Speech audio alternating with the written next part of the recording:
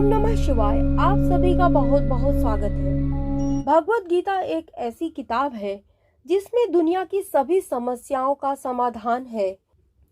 अगर आप भगवत गीता के ये 6 लाइफ मैनेजमेंट सूत्र जान लेंगे तो आपको सफल होने से कोई नहीं रोक सकेगा। भगवत गीता के एक श्लोक के अनुसार जो मनुष्य सभी इच्छाओं व कामनाओं को त्याग कर ममता रहित और अहंकार रहित होकर अपने कर्तव्यों का पालन करता है उसे ही शांति प्राप्त होती है। मैनेजमेंट सूत्र। यहाँ भगवान श्री कृष्ण कहते हैं कि मन में किसी भी प्रकार की इच्छा व कामना को रखकर मनुष्य को शांति प्राप्त नहीं हो सकती। इसलिए शांति प्राप्त करने के लिए सबसे पहले मनुष्य को अपने मन से इच्छाओं को मिटाना होगा। हम जो भी कर्म करते हैं उसके साथ अपने अपेक्षित परिणाम को साथ में चिपका देते हैं। अपनी पसंद के परिणाम की इच्छा हमें कमजोर कर देती है। वो ना हो तो व्यक्ति का मन और ज्यादा अशांत हो जाता है। मन से ममता अथवा अहंकार आदि को मिटाकर तन्मयता से अपने कर्तव्यों का पालन करना होगा, तभी मनुष्य को शांति प्राप्त होगी। भगवत गीता के दूसरे श्लोक के अनुसार कोई भी मनुष्य क्षण भर भी कर्म किए बिना नहीं रह सकता। सभी प्राणी प्रकृति के अधीन है और प्रकृति अपने अनुसार हर प्राणी से कर्म करवाती है और उसके अनुसार परिणाम भी देती है। मैनेजमेंट सूत्र। बुरे परिणामों के डर से अगर ये सोच ले कि हम कुछ नहीं करेंगे तो ये हमारी मूर्खता है। खाली बैठे रहना भी एक तरह का कर्म है जिसका परिणाम हमारी आर्थिक हानि, अपयश और समय की हानि के रूप में मिलता है। सारे जीव प्रकृति यानी परमात्मा के अधीन है। वो हमसे अपने अनुसार कर्म करवा ही लेंगी और उसका परिणाम भी मिलेगा ही। इसलिए कभी भी कर्म के प्रति उदासीन नहीं होना चाहिए। अपनी क्षमता और विवेक के आधार पर हमें निरंतर कर्म करते रहना चाहिए।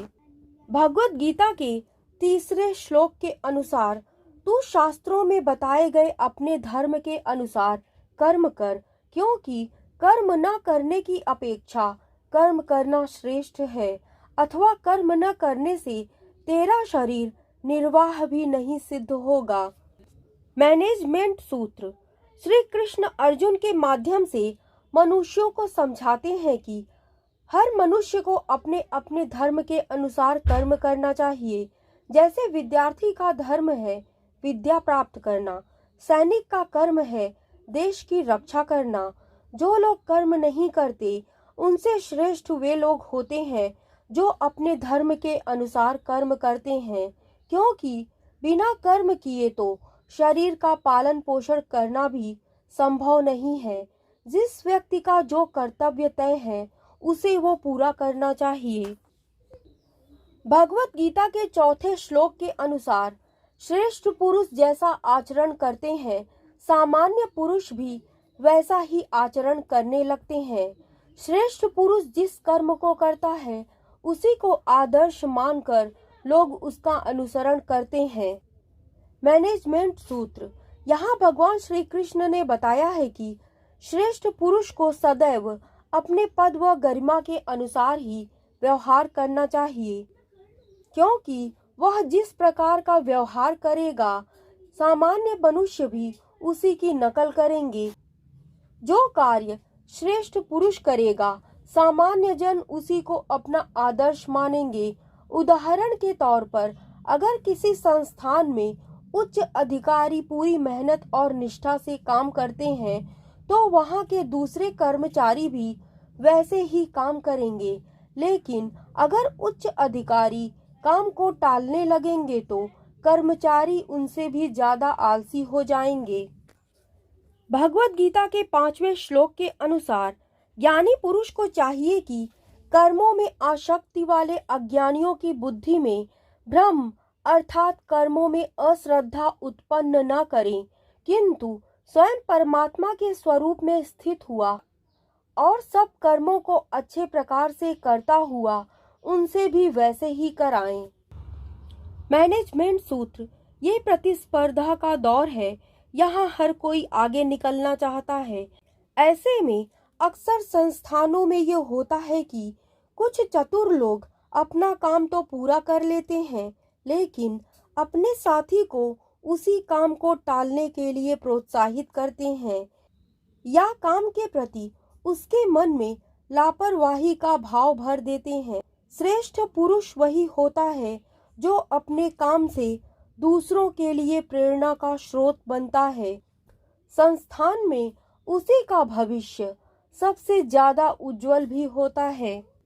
भगवत गीता के 6 श्लोक के अनुसार जो मनुष्य मुझे जिस प्रकार भजता है, यानी जिस इच्छा से मेरा स्मरण करता है, उसी के अनुरूप मैं उसे फल प्रदान करता हूँ।